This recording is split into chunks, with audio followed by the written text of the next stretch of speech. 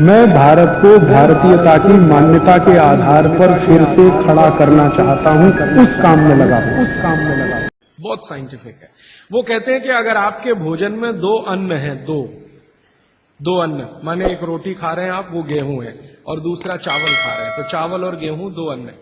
तो और सामान्य रूप से आप सभी के भोजन में शायद दो ही अन्न होते हैं, इसलिए मैं ये सूत्र कह रहा हूं। ये एक अन्न वालों के लिए नहीं है, दो अन्न वालों।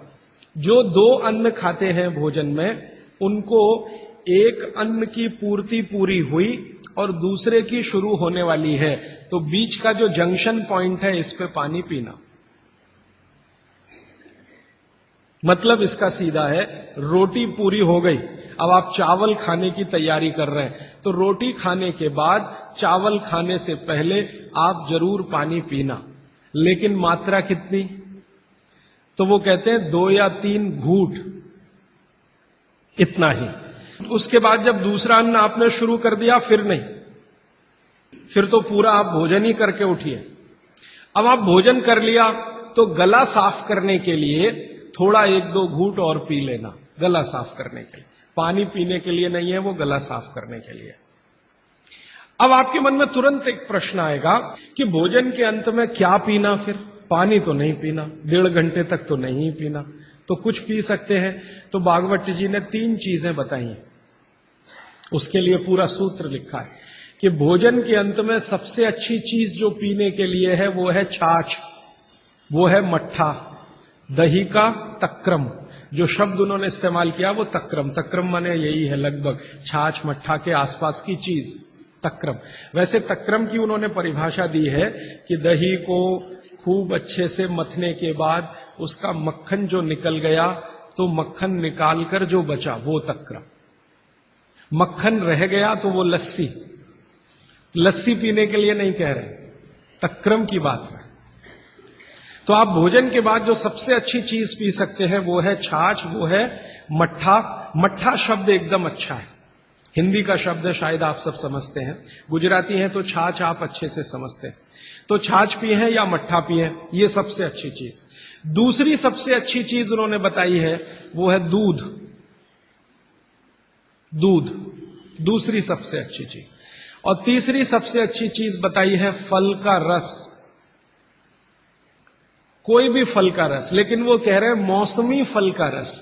जिस मौसम में जो फल आता है उसका रस, माने मौसम के विरुद्ध के फल नहीं। आज का मौसम आम का नहीं है, तो आम का रस अभी पिए तो नहीं चलेगा। आज का मौसम गन्ने के रस का है, तो गन्ने का रस ही पिए। थोड़े दिन के बाद संतरे के रस का मौसम आ जाएगा, तो संतरे के रस का। भागवत जी कहते हैं कि जो चीज प्रकृति ने जिस समय में प्रचुर मात्रा में उपलब्ध कराई हो, उसका रस।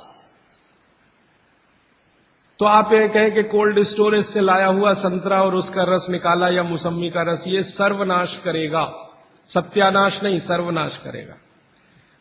वो ये कहते हैं कि भगवान ने और प्रकृति ने आपके शरीर के हिसाब से सारी चीजों को सेट किया है, और वो कहते हैं कि भगवान ने इस प्रकृति को बनाया है तो बहुत ही सोच समझकर बनाया, एक एक माइक्रो कैलकुलेशन उसने किए, तब आपको ये प्रकृति के साथ उसने रखा है। तो प्रकृति में जब जो चीज बहुत मात्रा में हो उसी का रस, जैसे अभी टमाटर का सीजन है तो आप भोजन के बाद टमाटर का रस पी सकते हैं भरपेट। इस समय गन्ने के रस का सीजन है तो भोजन के बाद आप गन्ने का रस भरपेट पी सकते हैं। जो भी अभी थोड़े दिन में अंगूर का सीजन आ जाएगा तो भोजन के बाद अंगूर का रस पी सकते हैं, संतरे का, जब जब जो सीजन आए वो ध्यान रखना है। अब इसमें आगे एक सूत्र है, वो बहुत महत्व का है। भागवत जी कहते हैं मट्ठा या छाछ कब पीना, दूध कब पीना, रस कब पीना। तो उसके लिए उन्होंने बहुत स्पष्ट और बहुत जोर देकर यह कहा है कि मट्ठा हमेशा दोपहर के भोजन के बाद ही पीना, सामान्य लोगों के लिए। असामान्य लोगों के लिए बाद में बताऊंगा। जो सामान्य लोग हैं आपके मेरे जैसे, मट्ठा हमेशा दोपहर के भोजन के बाद ही पीना, और दूध हमेशा रात के भोजन के बाद ही पीना। दूध माने शाम को 6-7 बजे के भोजन के बाद ही पीना, और जूस हमेशा सुबह के भोजन के बाद ही पीना। सुबह का भोजन माने नाश्ता। भागवत जी ने नाश्ता शब्द कहीं नहीं इस्तेमाल किया है, सुबह का भोजन, आप उसको नाश्ता कैसे। तो सुबह के भोजन के बाद जूस, दोपहर के भोजन के बाद मट्ठा, और रात के भोजन के बाद दूध। और वो ये कहते हैं आगे के सूत्र में कि इनका क्रम उल्टा सीधा मत करना कभी। माने सुबह के भोजन के बाद दूध पी लिया, रात के भोजन में जूस पी लिया या मट्ठा पी लिया, वो कहते हैं ये उल्टा क्रम आप मत करना। क्यों नहीं करना? तो आगे वो एक्सप्लेनेशन देते हैं, वो ये है बहुत महत्व का कि हमारे शरीर को मट्ठे का पाचन होने के लिए जो रस की जरूरत होती है, रस माने एंजाइम, जो एंजाइम या रस की जरूरत होती है वो दोपहर को ही होते हैं पेट में। इसी तरह हमारे शरीर में दूध का पाचन होने के लिए जो रस की जरूरत पड़ती है या एंजाइम की जरूरत पड़ती है वो सूर्यास्त के बाद ही होते हैं, या सूर्यास्त के समय ही उनकी उत्पत्ति शुरू होती है। और जो रस और एंजाइम की जरूरत जूस पचाने के लिए है वो सुबह ही होते हैं। इसलिए आप नियम बना लो, ब्रेकफास्ट में जूस, लंच में मट्ठा छाछ और डिनर में दूध। बच्चों को भी यही नियम, बड़ों को भी यही नियम। अब आप कहेंगे हमारे बच्चे तो स्कूल जाते हैं दूध पीकर जाते हैं, तो बदल दो, जूस पीकर भेजो या पिलाकर भेजो। और आप कहेंगे जी पिएंगे नहीं। आप जैसी आदत डालेंगे बच्चे वैसे ही होने वाले हैं, क्योंकि बच्चे अपने से कुछ नहीं सीखते, वो आपका सिखाया हुआ है सारा कुछ। तो अब तक आपने बच्चों को दूध पीने की आदत डाली है, आज से माफी मांग लो कि गलती हो गई हमसे। अब हम आपको चाहते हैं कि आप जूस पी के जाओ। क्यों जाओ? तो उनको ये बात समझाओ, शायद समझ जाए, वो भी समझ जाएंगे तो उनकी भी जिंदगी में ये परमानेंट हो जाए। सुबह के नाश्ते के बाद जूस पीना, दोपहर के भोजन के बाद मट्ठा, रात के भोजन के बाद दूध। ये सूत्र है।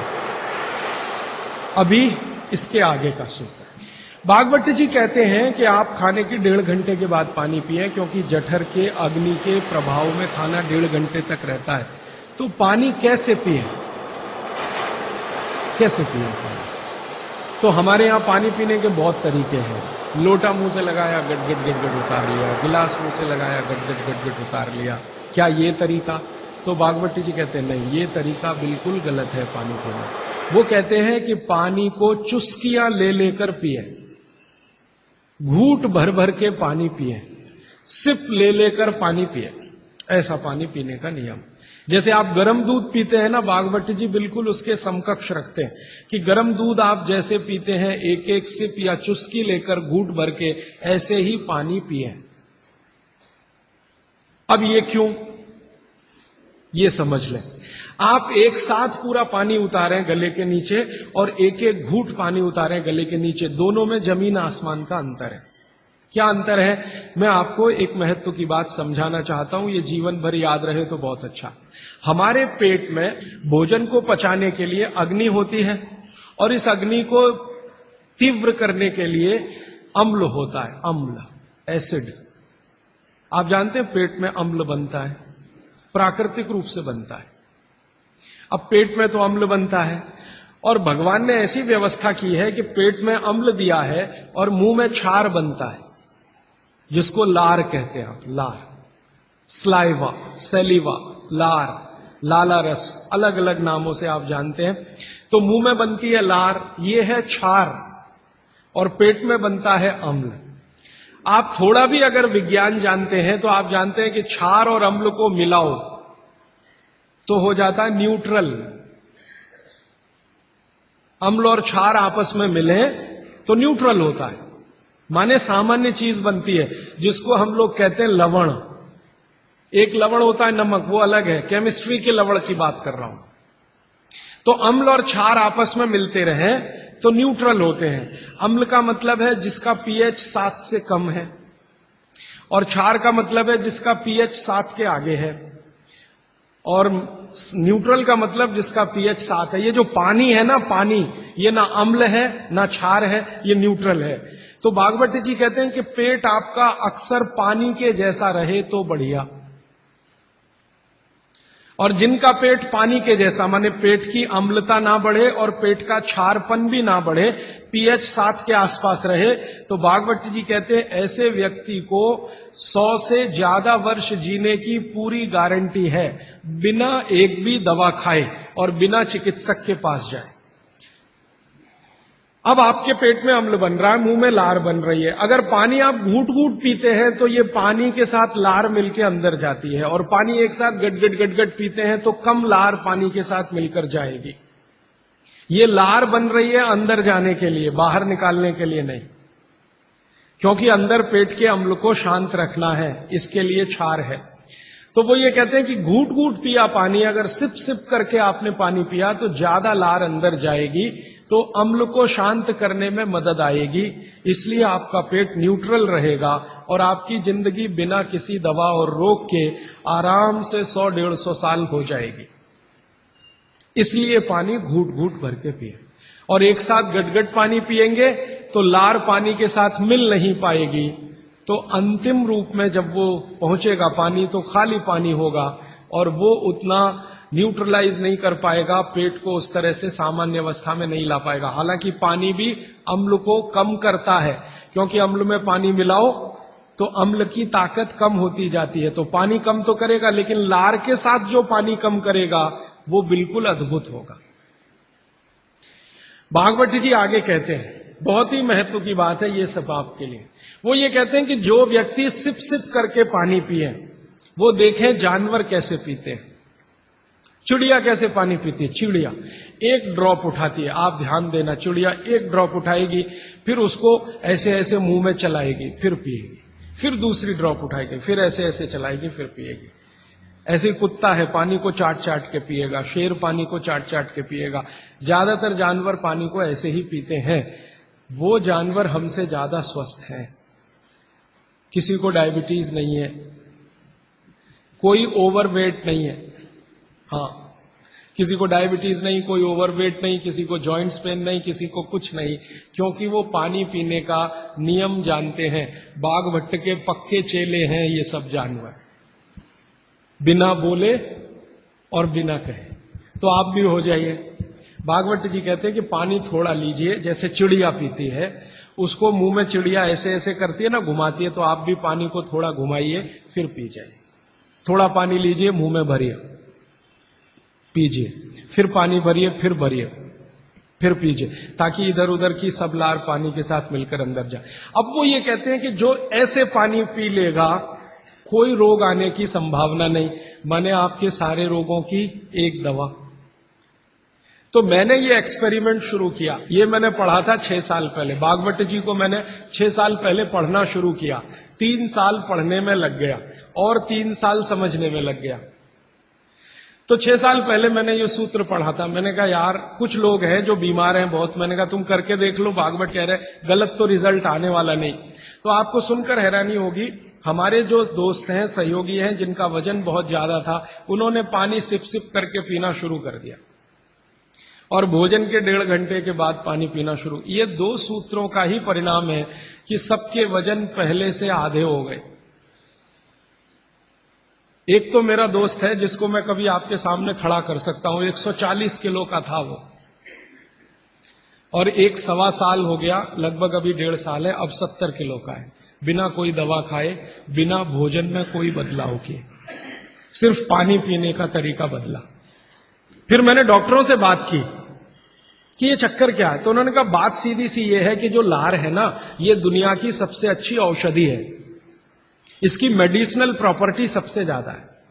आपने जानवरों को देखा होगा, उनको कभी भी कोई चोट लगे तो वो अपने लार से ही ठीक कर लेते हैं, चाट चाट के, क्योंकि उसमें मेडिसिन है। तो मनुष्य की लार में भी है। अब वो ये कहते हैं कि भारत के वो मनुष्य या स्त्रियां और पुरुष बहुत ही दुर्भाग्यशाली हैं जो इस लार को अंदर ले नहीं जा पाते।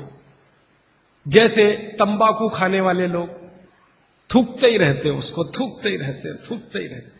गुटखा खाने वाले लोग, मावा खाने वाले लोग थूकते ही रहते हैं, थूकते ही रहते हैं। तो डॉक्टर लोग कहते हैं कि वो जिंदगी की सबसे महत्वपूर्ण चीज को थूक रहे हैं, जिसको बनाने के लिए भगवान ने 1 लाख ग्रंथियां आपके मुंह में दी हैं। आप जानते हैं ये लार पैदा होने में 1 लाख ग्रंथियों का काम होता है। 1 लाख ग्रंथियां हैं जो रात दिन आपके लिए लार बनाती हैं, और आप गुटखा खा खा के उसको थूकते रहते हैं, तो सड़क तो खराब करते ही हैं, अपने को उससे ज्यादा खराब करते हैं। तो मेरी हाथ जोड़कर विनती है कि आप में से कोई लार थूकने वाला हो, थूकने वाला आदमी, ये तो भागवत जी की डिक्शनरी में नहीं है। वो कहते हैं कि एक ही कंडीशन में आप कुछ थूक सकते हैं, जब कफ बहुत बढ़ा हुआ हो, तभी, बस। उसके अलावा दूसरी कोई कंडीशन नहीं कि आप थूकें। तो यहां तो बिना कफ बढ़े हुए तंबाकू खा खा के, गुटखा खा खा के थूक रहे हैं, तो ये थूकना नुकसानदायक है। गुटखा तो नुकसानदायक है ही, तंबाकू तो और भी नुकसानदायक है, उससे भी ज्यादा थूकना, तो मत थूकिए। तो फिर आप कहेंगे जी पान खाएं, तो पान खाने के लिए नियम बताया, बहुत माइक्रो लेवल पे कैलकुलेशन है भागवत जी। वो कहते हैं कि पान खाओ तो कत्था मत लगाओ, बिना कत्थे का पान खाओ, थूकने की गरज ही नहीं, क्योंकि जो भी खाओगे वो चूना है, कैल्शियम है, तो अंदर जाएगा, और वो कैल्शियम क्या क्या अद्भुत काम करेगा वो कल बताने वाला हूं मैं।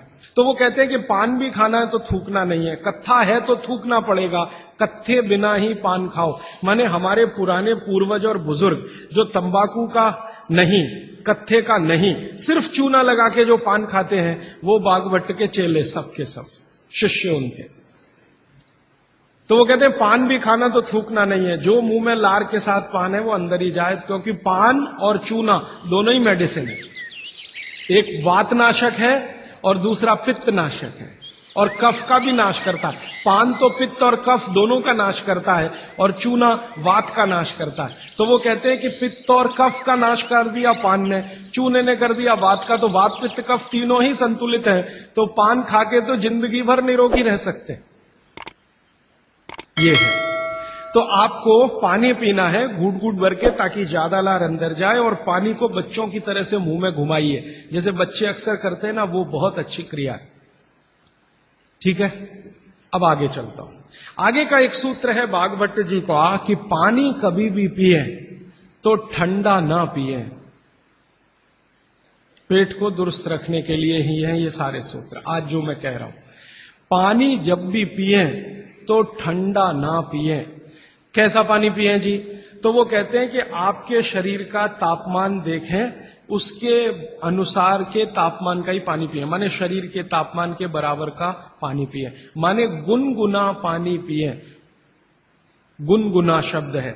एक शब्द कोमट, कोमट शब्द गुजराती है नहीं, मराठी है शायद। हाँ, गुनगुना पानी पिए। नवसे का पानी कहते हैं राजस्थान में, नवसे का हल्का गरम गुनगुना पानी पिए। कभी भी पानी की गर्मी शरीर के तापमान के ऊपर ना हो, ऐसा पानी पिए। तो अब आपका शरीर का तापमान है 37 डिग्री, तो 37 डिग्री अगर आप पानी को लेके जाएंगे तो वो गुनगुना ही होता है। रूम टेम्परेचर के ऊपर रहता है, बॉडी टेम्परेचर के बराबर रहता है। तो ऐसा पानी पिए, गुनगुना ही पानी पिए। क्यों? अभी मन में प्रश्न आएगा क्यों? हम तो जी ठंडा पानी पीते हैं, फ्रिज का पानी पीते हैं, बर्फ डाला हुआ पानी पीते हैं। तो भागवत जी इसको बहुत अच्छे से समझाते हैं, और आधुनिक विज्ञान का इसमें मैं जोड़कर आपको समझाता हूं। आप अगर ठंडा पानी पी रहे हैं, कल्पना करिए, तो पानी क्या करेगा? पेट में जाएगा सीधा सीधा, और पेट को ठंडा बनाएगा। जिसका जैसा गुण है वही तो करेगा ना। बर्फ का गुण है ठंडा करने का, तो बर्फ डालकर पानी में आप पी रहे हैं, तो बर्फ का गुण वो पानी में आ गया। अब पानी आपके पेट को ठंडा करेगा। अगर पानी ने पेट को ठंडा किया तो, अगर पेट ठंडा हो गया पानी के असर में, तो शरीर ठंडा हो जाएगा, क्योंकि शरीर के सारे ऑर्गन पेट से ही जुड़े हुए हैं, चाहे वो आपका हार्ट हो, चाहे किडनी हो, चाहे लीवर हो। और अगर शरीर ठंडा हो गया तो जय राम जी की, जाइए यमराज के पास, यहां फिर आपके लिए कुछ नहीं है। तो पानी अगर पेट में गया और उसने पेट को ठंडा कर दिया, तो आप ठंडे हुए तो मर जाएंगे, मृत्यु आएगी। तो कभी भी ठंडा पानी ना पिए। एक विश्लेषण। दूसरा विश्लेषण कि अगर पानी आपने ठंडा पिया और आपका पेट जीवित है, जीवित होने से मतलब फंक्शनल है, काम अच्छे से कर रहा है, तो तुरंत पेट उस पानी को गर्म करने पर लगेगा। आपका जो जठर स्थान है ना, वो तुरंत उस पानी को गर्म करने पर लगेगा। तो पानी को गर्म करने के लिए उसको अतिरिक्त ऊर्जा की जरूरत पड़ेगी, और अतिरिक्त ऊर्जा उसको रक्त में से आएगी। तो शरीर के सब हिस्सों का रक्त पेट की तरफ जाएगा। थोड़ी देर के लिए शरीर के सारे हिस्सों का रक्त जो पेट की तरफ गया है, उसने बाकी हिस्सों में रक्त की कमी कर दी। मान लीजिए हृदय का रक्त पेट में चला गया, ब्रेन का रक्त पेट में आ गया, क्योंकि ब्रेन का सबसे पहले आता है, क्योंकि ग्रेविटी का फोर्स है ना काम करता है, तो ब्रेन का सबसे पहले आता है, हृदय का उसके बाद आता है। दूसरे अंगों का रक्त सब पेट की तरफ गया तो बाकी अंगों को रक्त की कमी आई। और ये कमी हर समय ऐसे ही आती रहे, आप ऐसे ही ठंडा पानी पीते रहे, ऐसे ही कमी आती रहे, पीते रहे, कमी आती रहे, तो एक दिन वो अंग काम करना बंद कर देंगे, क्योंकि उनको रक्त की सप्लाई कम हुई है। और वो अंगों ने काम करना बंद किया तो ब्रेन हेमरेज हो गया, वो अंगों ने काम करना बंद किया तो पैरालिसिस हो गया, वो अंगों ने काम करना बंद किया तो हार्ट अटैक हो गया। तो ये सारी बीमारियों को क्यों बुलाते हैं ठंडा पानी पी के? माने ठंडा पानी ना पिए। बागवती जी का मैंने मेरे जीवन में भी देखा। दुनिया में कुछ ऐसे लोग हैं जो एकदम चिल्ड वाटर पीते हैं। अमेरिका में, यूरोप में ज्यादा लोग चिल्ड वाटर पीते हैं। पानी को फ्रिज में रखते हैं और वो रखा रहता है 4-5 दिन, खूब ठंडा हो जाता है, फिर ऊपर से बर्फ डालते हैं, फिर पीते हैं। इतना ठंडा पानी पीते हैं। परिणाम क्या देखा है मैंने उन लोगों को देखा जो चिल्ड वाटर पीते हैं, वो सवेरे सवेरे अगर संडास घर में गए टॉयलेट में, तो 1-1 घंटे बाहर नहीं निकलते, कभी कभी तो 2-2 घंटे नहीं निकलते, बैठे ही रहते अंदर। उनको पूछो भाई क्या कर रहे थे 2 घंटे टॉयलेट रूम में? कहते हैं जी न्यूज़पेपर पढ़ रहे थे, मैगजीन पढ़ रहे थे। क्यों पढ़ रहे थे? टॉयलेट रूम तो न्यूज़पेपर के लिए बनाया नहीं है। तो कहते हैं टॉयलेट आती ही नहीं, माने स्टूल पास होता ही नहीं, संडास होती ही नहीं, उतरती नहीं, तो क्या करें? और वो बेचारे वहां बैठे बैठे कई बार इतने परेशान हो जाते हैं कि तरह तरह की आवाजें निकालते हैं, फिर भी नहीं आती। फिर वो गाना गाते हैं, मेरे सपनों की रानी कभी आएगी, वो आती नहीं है। और कभी कभी जब बहुत ज्यादा परेशान हो जाते हैं ना, तो एक गाना गाते हैं, एक बार आजा आजा आजा, वो तब भी नहीं आती। ये है समस्या। माने मैं कहना ये चाहता हूं कि जो लोग बहुत ठंडा पानी पिएंगे उनको एक बीमारी है, वो है कॉन्स्टिपेशन, कब्जियत, कोष्ठबद्धता, बद्ध कोष्ठ होना। कॉन्स्टिपेशन का मतलब आपकी जो इंटेस्टाइन है ना, लार्ज इंटेस्टाइन, वो एकदम ऐसी संकुचित हो गई, ऐसे रहना चाहिए उसको, वो हो गई संकुचित। ये ठंडे पानी का असर है। तो अगर आपकी लार्ज इंटेस्टाइन ऐसी हो गई तो आपकी जिंदगी भी ऐसी ही हो जाएगी। इसलिए कभी भी ठंडा पानी ना पिए। अब परसों एक बात मैंने कही थी कि फ्रिज का रखा कुछ ना खाएं, तो ये पानी भी उसी का हिस्सा है। फ्रिज का रखा हुआ पानी ना पिए, बर्फ डाला हुआ पानी ना पिए, आइसक्रीम कभी भी ना खाएं, क्योंकि वो भी ठंडी है। और मैं आपको एक विनम्रता पूर्वक कह देता हूं, वो बात वैसे आगे आएगी। बागवती जी कहते हैं कि 2 विरुद्ध चीजें एक साथ ना खाएं कभी भी, तो गर्म भोजन और ठंडी आइसक्रीम कभी ना खाएं। अक्सर मैं शादियों में, बारातों में जाता हूं तो वहां मैंने देखा है कि भोजन गर्मा गर्म कराएंगे, अंत में आइसक्रीम जरूर खिलाएंगे। सर्वनाश, बुला बुला के हमारा सत्यानाश करते हैं। इनविटेशन देकर बुलाएंगे, आओ हमारे यहां मेहमान बनकर, तो पहले गर्म खाना खाओ, पीछे से ठंडी आइसक्रीम खाओ, न मरो तो जल्दी मर जाओ। ऐसा आजकल आतिथ्य इस देश में चल रहा है। पहले कहते थे अतिथि देवो भव, अभी अतिथि दुश्मन भव। तो ये जो ठंडे होने की बात है, ये यहीं पर मैंने आपको जोड़ दी है। वैसे ये कल भी आने वाली है, परसों सॉरी। तो आपके जीवन में ये नियम बहुत ध्यान से पालन करें, सूत्र पालन करें कि पानी हमेशा घूट घूट पिए, ठंडा पानी कभी न पिए, भोजन के 1.5 घंटे के बाद पानी पिए। अभी चौथा सूत्र, आज का आखिरी सूत्र। भागवत जी कहते हैं कि सुबह का जीवन आपका जब शुरू होता है, दिन का जीवन आपका शुरू होता है, माने आप जब सोकर उठते हैं तभी से आपका दिन शुरू होता है, तो दिन की शुरुआत में सबसे पहले पानी पिए। दिन की शुरुआत में सबसे पहले पानी पिए, माने सुबह उठते ही पानी पिए, ये है मतलब कहने का।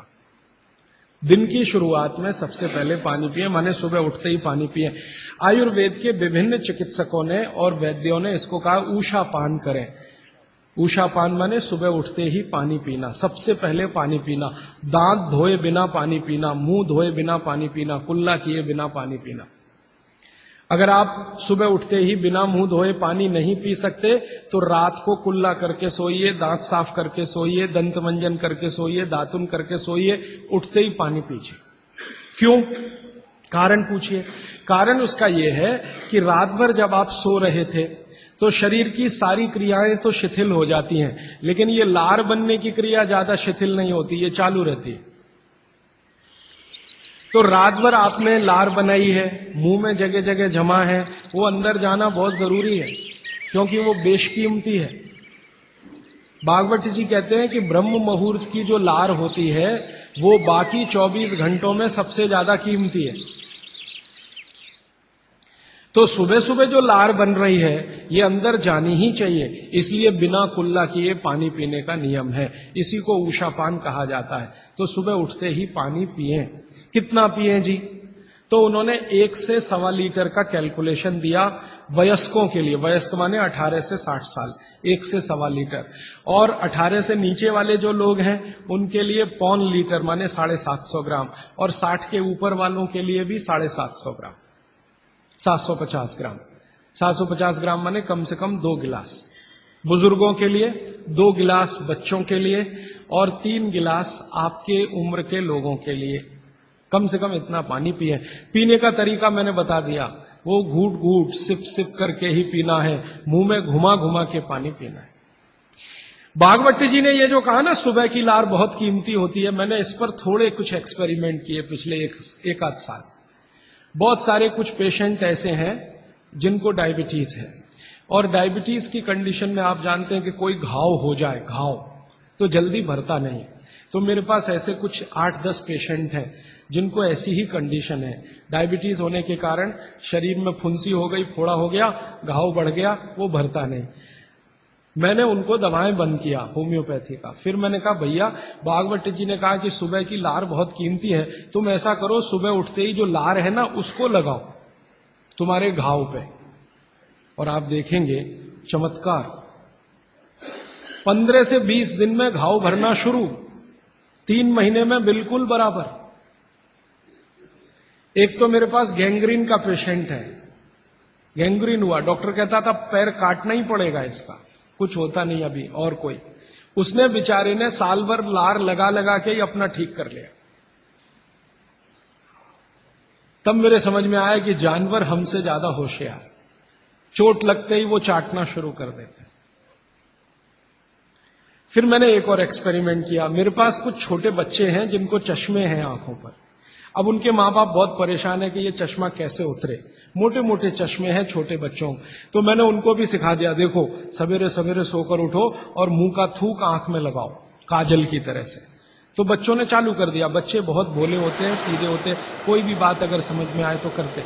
अब आपको हैरानी होगी कि चश्मे उतर गए, सिर्फ ये लार लगा। आप भी करके देख लीजिए जिनको भी चश्मे। बस अंतर इतना है कि बच्चों को जल्दी उतरे, आपको थोड़ा देर में उतरेंगे लेकिन उतर जाएंगे। उम्र ज्यादा बढ़ेगी तो थोड़ा दिन करना पड़ेगा, कम उम्र में बहुत जल्दी उतर जाए। आंखों की रोशनी बढ़ानी है तो मुंह की लार सुबह सुबह की आंखों में लगाइए काजल की तरह से। और एक बताता हूं, एक बीमारी आती है जिसको हम कहते हैं कंजक्टिवाइटिस, आंखों की बीमारी है। अक्सर उसमें आंखें लाल हो जाती हैं, आंखों में बहुत जलन होती है, जैसे खून उतर आया हो आंखों में, वो कंडीशन हो जाती है। कोई भी आयुर्वेद की दवा आप खाएंगे 3 से 4 दिन में ही बीमारी ठीक होती है।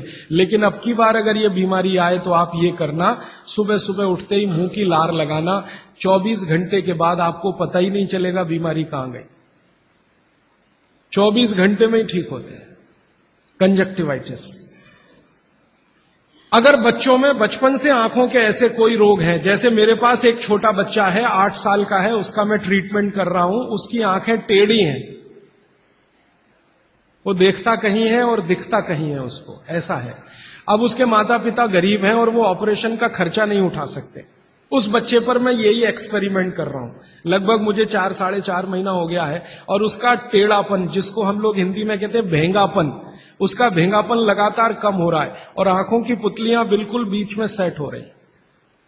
तब मुझे थोड़ी जिज्ञासा हुई और मैंने एक बहुत बड़े वैज्ञानिक को पूछा दिल्ली में कि ये लार में क्या है, एक्चुअली इसका एक्टिव इंग्रेडिएंट क्या है। तो उन्होंने कहा भैया जितने एक्टिव इंग्रेडिएंट मिट्टी में है वो सब लार में है। तो मैंने आपको बताया मिट्टी में 18 एक्टिव इंग्रेडिएंट्स हैं, लार में वो सब के सब हैं। इसलिए लार शरीर के लिए बहुत ही कीमती है, बेशकीमती है, इसको कभी नष्ट नहीं करना। इसकी मदद से आप बहुत सारे रोग ठीक करते हैं। और 2-4 बातें बता दूं क्या क्या रोग और ठीक कर सकते हैं। आपके शरीर में कोई दाग हो गया, धब्बा हो गया, जैसे जल गए, जलने का दाग होता है ना, उस पर नियमित रूप से सवेरे की लार की थोड़ी थोड़ी मालिश करते रहिए। 6-8 महीने में धब्बा बिल्कुल साफ हो जाए, जले हुए का धब्बा। शरीर में और कोई ऐसा अंग में सफेद दाग दिख रहा है, या काला दाग हो गया, या फलाना हो गया, या ढिमाका हो गया, एक्जिमा हो गया, मान लो खराब बीमारी की बात करूं, एक्जिमा हो गया, एक्जिमा पे रोज सुबह की लार लगाइए, मालिश करते रहिए, 6-8 महीने के बाद देखिएगा साफ। और एक्जिमा से भी ज्यादा खराब बीमारी है सोराइसिस, वो भी ठीक होती है इसी लार से। बस इतना है कि साल भर करना पड़े। मुफ्त का इलाज है, फोकट का इलाज। भागवत जी ने जितने भी इलाज बताए हैं सब फोकट के और मुफ्त के, बाहर जाने की जरूरत ही नहीं है।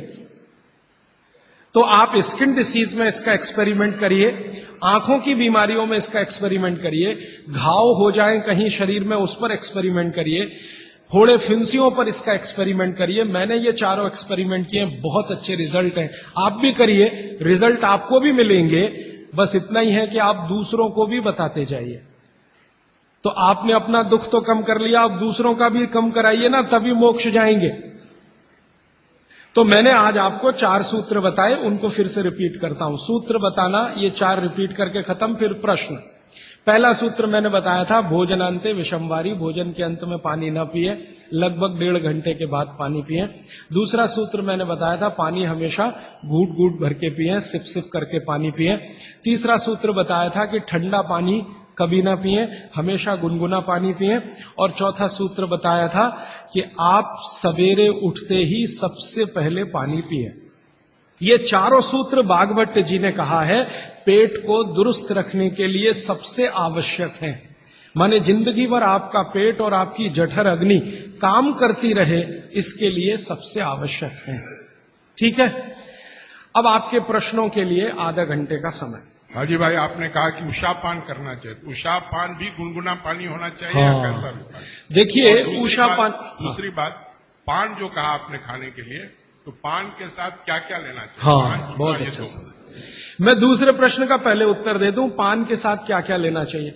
भागवत जी ने पान खाने के लिए बताया है कि एक तो पान जो खाएं वो ऐसा पान हो जिसका स्वाद कसेला हो। कसेला, कसेला स्वाद माने देशी पान, सीधी सी बात है। विलायती पान मत खाइए, देशी पान खाइए। तो स्वाद जितना कसेला होगा, पान उतना अच्छा होगा। और भागवत जी ने एक बहुत गहरी बात कही है, जिसको मैं 2-3 दिन बाद वैसे एक्सप्लेन करने वाला हूं, कि जो चीज का रंग जितना ज्यादा गहरा हो, जो प्रकृति की पैदा की गई वस्तु का रंग जितना ज्यादा गहरा हो, वो उतनी ही बड़ी औषधि है। जैसे देशी पान ज्यादा गहरा हरे रंग का होता है और विलायती पान हल्के हरे रंग का होता है। तो भागवती जी कहते हैं हल्के रंग की चीजें मत खाइए, गहरे रंग की चीजें खाइए। तो गहरे रंग वाला पान खाइए, गहरे रंग की जो भी चीजें हैं भरपेट खाइए। जैसे बैंगन है गहरे रंग का, जामुन है गहरे रंग का, टमाटर है गहरे रंग का। ये सब एंटी कैंसरस है, एंटी डायबिटिक है, एंटी कैंसरस है, एंटी अस्थमेटिक है। इनकी क्वालिटीज आज की विज्ञान ने भी प्रूव किया है। आज का विज्ञान ये कहता है कि जो भी रंग है किसी भी वस्तु में, वो भगवान का दिया हुआ कोई ना कोई ऐसा रस और एंजाइम है जो आपको गंभीर बीमारियों से बचाता है। तो वो कहते हैं गहरे रंग का पान खाइए, माने कसेला उसमें ही स्वाद होगा, तो गहरा पान खाइए। उसमें क्या मिलाएं? उसमें सबसे ज्यादा चूना। तो कितना चूना मिलाएं? तो कहते हैं कि एक पान में 1 ग्राम से ज्यादा चूना नहीं मिलाइए कभी भी। 1 ग्राम आप समझते हैं इतना होता है। चने का दाना होता है ना, आधा तोड़ो और उसका आधा कर लो, इतना 1 ग्राम होता है। चने का दाना आधा तोड़ो तो 2 हिस्से हुए, ये 2 हिस्से के 4 कर दो, और वो 1 हिस्सा जो है वो 1 ग्राम। तो उतना आप चूना लगाइए उस पर। फिर चूने के साथ क्या खाएं? आप उसमें सौंफ खाएं। सौंफ का नियम उन्होंने बताया, सौंफ खाएं।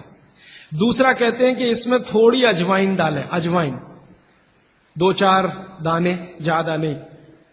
और वो कहते हैं लवंग डालें, लवंग माने लौंग।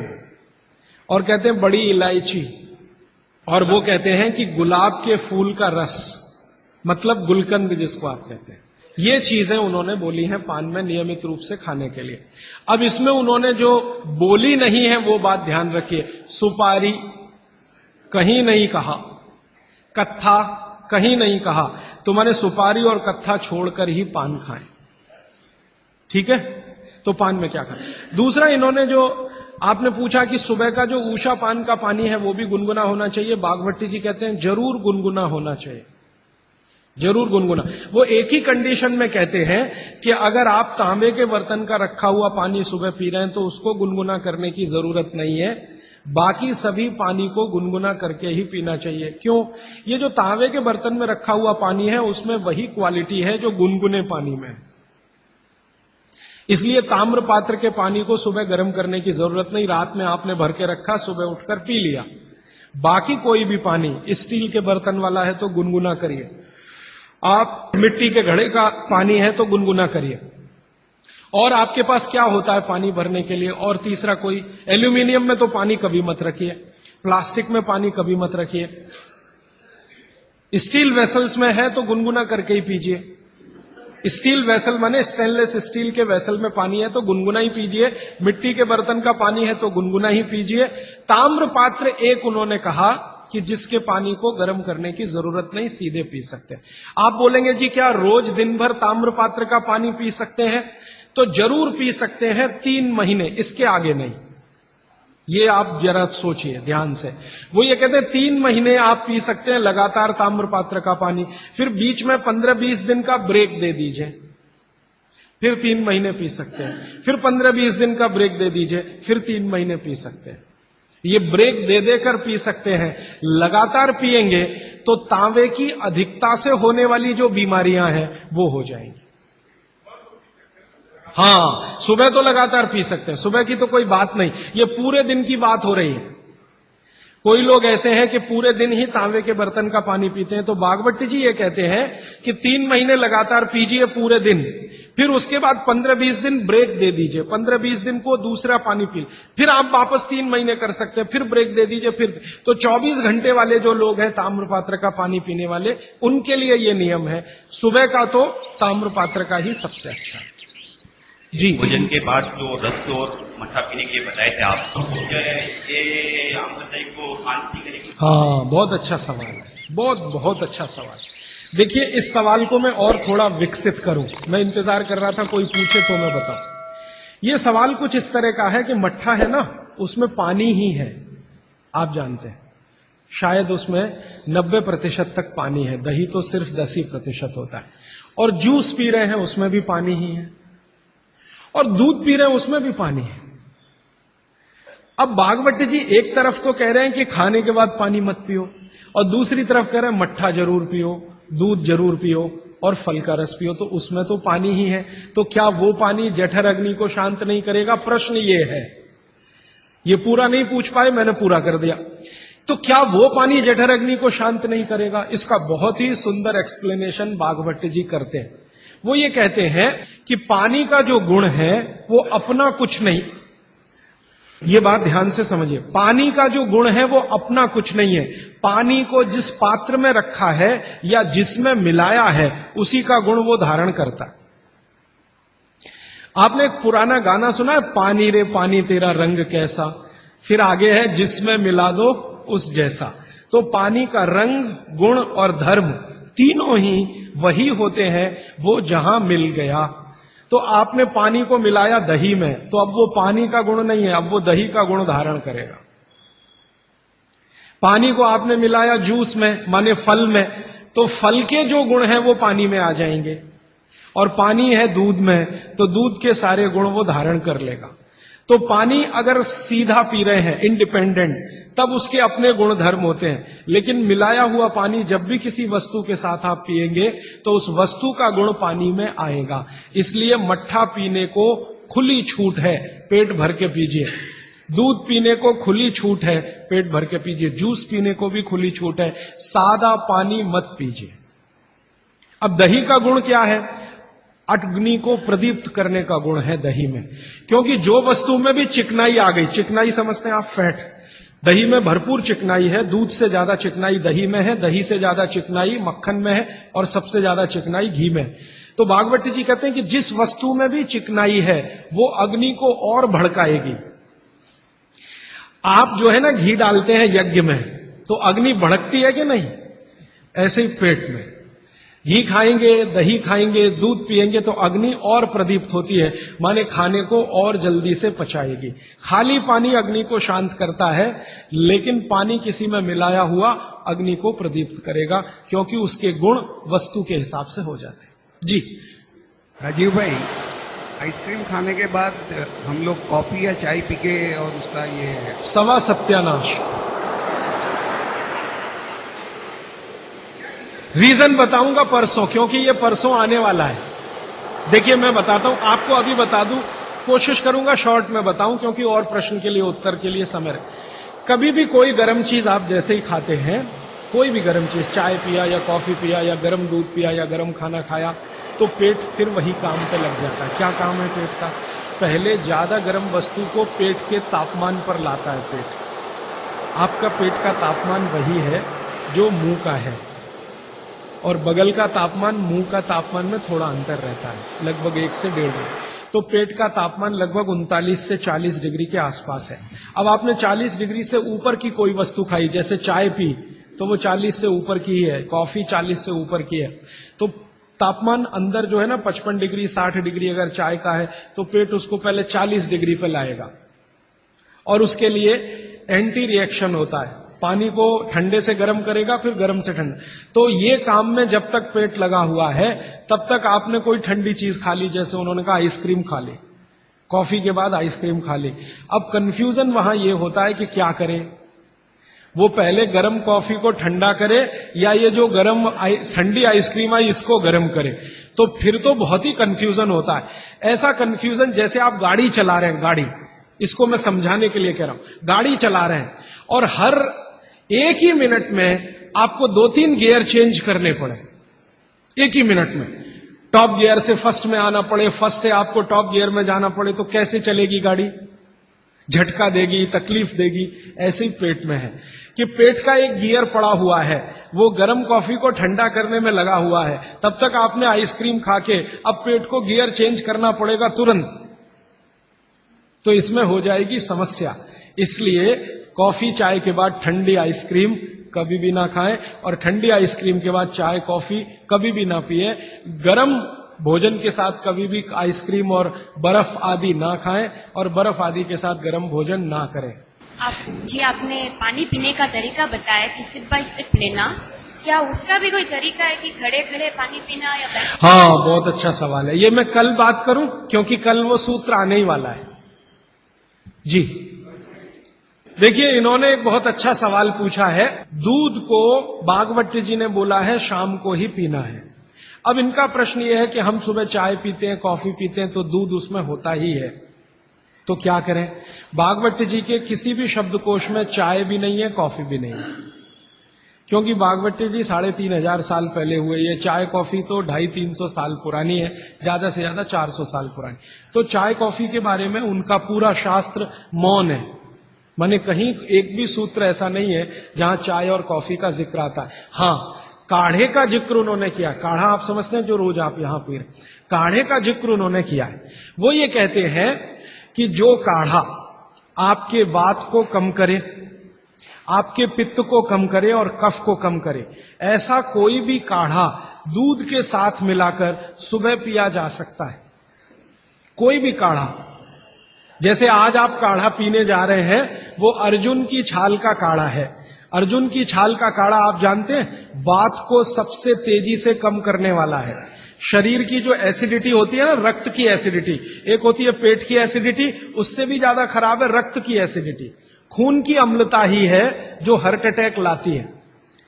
तो रक्त की एसिडिटी को कम करने की दुनिया में सबसे बड़ी ताकत अगर किसी चीज में बागवट जी ने बताई है तो वो अर्जुन की छाल है। तो आज आप काढ़ा पिएंगे अर्जुन की छाल का। और दुर्भाग्य से या सौभाग्य से ये कुछ ऐसा समय है, दिसंबर, जनवरी और नवंबर, ये वात का ही समय है। शरीर में वायु का प्रकोप ठंड के दिनों में ज्यादा होता है। उस समय अगर आप अर्जुन की छाल का काढ़ा दूध में बनाकर पिए तो आपके लिए औषधि है। जी नहीं, गरम गरम गरम, क्योंकि वो औषधि है, भोजन नहीं है। भोजन और औषधि में अंतर बताया। भोजन वो है जो 24 घंटे में आप नियमित रूप से आपके पेट की आवश्यकता के अनुसार खाएं और सालों साल खाते जाएं। औषधि वो है जो थोड़े समय के लिए, तात्कालिक प्रभाव के लिए आप पिएं। तो ये काढ़ा औषधि है। सुबह के अगर समय नवंबर, दिसंबर, जनवरी, ये 3 महीने हैं जो वात के महीने माने जाते हैं। फिर गर्मियों के महीने पित्त के महीने आ जाते हैं। फिर बारिश के महीने और उसके आगे थोड़ा महीना कफ का महीना आ जाता है। तो ये वात, पित्त, कफ के महीने भी होते हैं। जैसे शरीर है वैसे महीने। तो इस महीने के हिसाब से सुबह काढ़ा पी सकते हैं, वात को दूर करने वाली औषधियों का दूध मिलाकर। और गर्म काढ़ा सभी गर्म है, ठंडा काढ़ा कोई है नहीं इस देश में, बनता भी नहीं। तो आप सुबह दूध पीना ही चाहते हैं तो काढ़े के रूप में पीजिए। माने सुबह दूध पीना ही है ना, तो उसमें अर्जुन की छाल का पाउडर डाल के पीजिए। तो 2 फायदे होंगे। भविष्य के लिए आपको हार्ट अटैक फ्री होने की गारंटी, भविष्य के लिए। और अब तक आपने जो कचरा खा लिया है इसके निकल जाने की गारंटी। क्योंकि ये जो अर्जुन की छाल का पाउडर है रक्त को सबसे ज्यादा शुद्ध करता है। और कचरा रक्त में ही सबसे ज्यादा जमा होता है, जिसको कोलेस्ट्रॉल कहते हैं ना, वो कचरा ही है। तो अब तक आपके रक्त में जो कोलेस्ट्रॉल जमा है इसको निकालना है बाहर, तो अर्जुन की छाल इसमें सबसे ज्यादा उपयोगी है। और सौभाग्य की बात यह है कि 40 रुपए किलो मिलती है। क्या भाव है?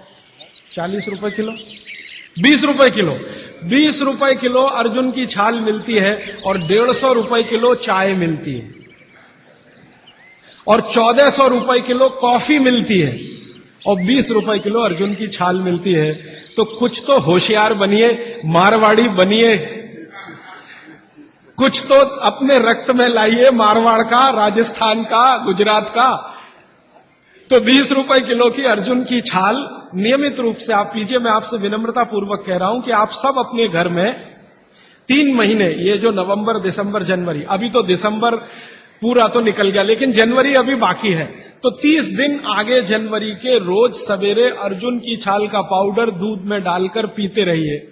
और अगले साल का याद रखिए, नवंबर, दिसंबर, जनवरी, तो ये 3 महीने अर्जुन की छाल पिया तो पूरे साल भर का कचरा निकालता है। और अगले सालों की गारंटी, हार्ट अटैक फ्री।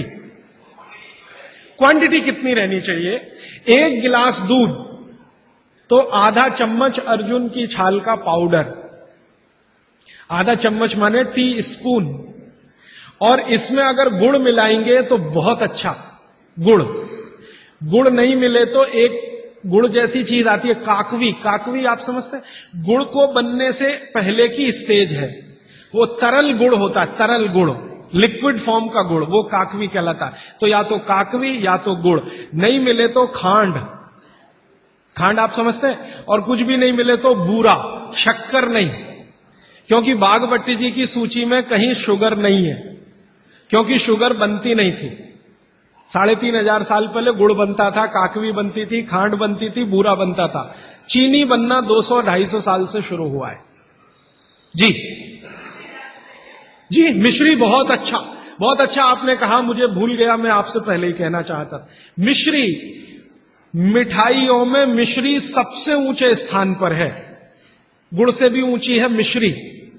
तो मिश्री मिले शुद्ध तो वो डालिए आपके अर्जुन की छाल और दूध के काढ़े में, नहीं तो गुड़ डालिए, नहीं तो काकवी डालिए, नहीं तो खांड डालिए, अंत में कुछ नहीं मिलता तो बूरा डालिए। और बूरा वो वाला जो राजस्थान में बनता है, बिहार में बनता है, उत्तर प्रदेश में, यहां का नहीं, चीनी को पीस के बूरा, वो चीनी ही है, बूरा नहीं। सोंठ है तो बहुत अच्छा है। सोंठ जो है, अर्जुन छाल सोंठ अगर मिला के उपयोग करें तो सर्वोत्तम वातनाशक काढ़ा होता है, सर्वोत्तम। अर्जुन छाल और सोंठ दोनों का ही गुण है वात को खत्म करने का। तो वात के रोगी तो जरूर पिए इसको। और वात के रोग क्या क्या है आप जानते हैं? कल और परसों में और विस्तार से बताने वाला हूं, और किताबों में तो पूरी लिस्ट है, वात के रोग क्या, पित्त के क्या, कफ के क्या, ये घुटने का दर्द, कमर का दर्द, कंधे का दर्द, हार्ट अटैक, डायबिटीज, ये सब वात के रोग हैं। कहा जाता है कि दाल और दही साथ में नहीं लेना चाहिए, बहुत जन कहते हैं, तो हम दाल चावल खा लेते हैं और उसके बाद अगर खाने के बाद छाछ पी लेंगे तो क्या वो सही रहेगा? दाल चावल के साथ छाछ, दाल चावल खा लिया मैंने खाने में, उसके बाद खाने के बाद छाछ पीना चाहिए? देखिए इसमें सूत्र ऐसा है, मैं आगे बताऊंगा, ये थोड़ा आज के समय के हिसाब से बहुत जरूरी भी है। जैन अगर आप में से कोई है तो मेरी बात तुरंत समझ जाएंगे। द्विदल समझते हैं? एक दाल के जिसके द्विदल के साथ दही का निषेध है। भागवत जी ने भी कहा है, महावीर स्वामी ने भी कहा है, गौतम ऋषि ने भी कहा, सबने कहा द्विदल के साथ दही का निषेध है। तो अब इनका प्रश्न है कि हमने तो दाल चावल खाया, चावल तो ठीक है, दाल तो द्विदल ही है, अरहर की खाएं, मूंग की खाएं, मसूर की खाएं तो द्विदल है, तो द्विदल के साथ दही कैसा? तो उसके लिए भागवत जी कहते हैं कि कभी भी द्विदल के साथ अगर दही खाएं तो अच्छा है ना खाएं, लेकिन खा रहे हैं तो दो बातों का ध्यान रखें कि दही की तासीर बदलें और उसकी तासीर को बदलकर जैसी दाल है वैसी तासीर करें, माने दही का प्रोटीन कंटेंट बढ़ाएं, वैसे तो है और ज्यादा बढ़ाएं। तो इसके लिए बहुत सरल उपाय है आपके रसोई में। रसोई में 3 चीजें ऐसी हैं जो दही की तासीर को तुरंत बदलती हैं। एक तो है जीरा, दूसरा है सेंधा या काला नमक, सेंधा या काला, ये जो आज नमक आ रहा है इसकी बात नहीं कर रहा हूं मैं, आयोडीन युक्त नमक नहीं, सेंधा नमक या काला नमक। तीसरी है अजवाइन।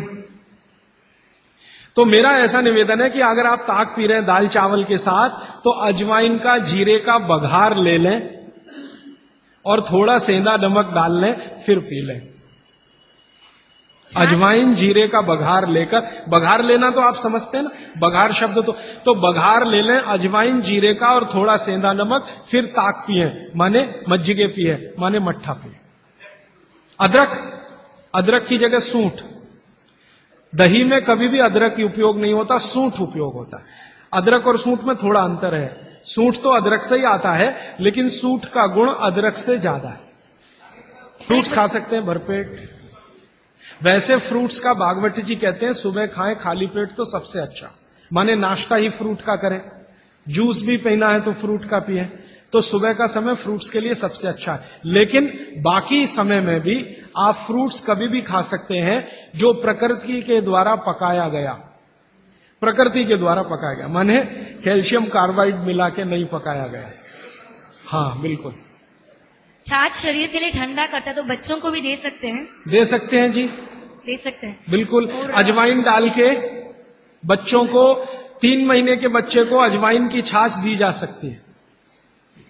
और अजवाइन पानी जो आपने कहा थोड़ा गुनगुना पीना चाहिए, हर मौसम में पी सकते हैं, गर्मी के मौसम में भी? गर्मी के मौसम में थोड़ा इसके लिए आप छूट ले सकते हैं। आप चूंकि मद्रास में रहते हैं इसलिए छूट ले सकते हैं। गर्मी के दिनों में सवेरे का पानी तो गुनगुना ही रखिए, बाकी दिन का पानी अगर आप पिए तो मिट्टी के बर्तन का भी पी सकते हैं। सनबर्न के लिए लार बहुत अच्छी है। देखिए आप में से किसी भी माता या बहन को डार्क सर्किल की समस्या हो, आंखों के नीचे काले काले घेरे हैं, नियमित रूप से सुबह उठकर अपने लार की मालिश करते रहिए, आपके सारे डार्क सर्किल बिल्कुल चले जाएंगे। फेयर एंड लवली से ज्यादा प्रभावी है।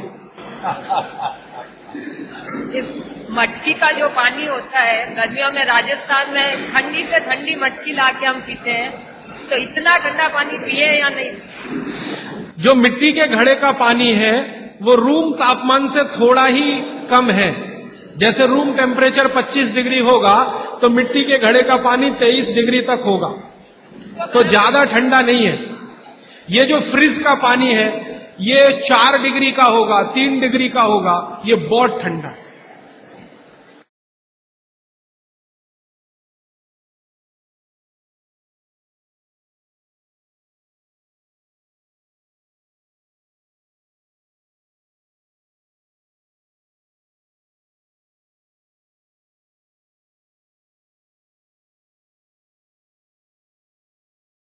प्रणाम और नमन करते हुए कार्यक्रम की शुरुआत करता हूं। तो मित्रों कैसा लग रहा है आप लोगों को? कुछ हो रहा है। तो फिर अपनी भावनाओं को व्यक्त करते हुए पूरी तालियों की गड़गड़ाहट के साथ राजीव दीक्षित साहब को मंच पर बुलाएं।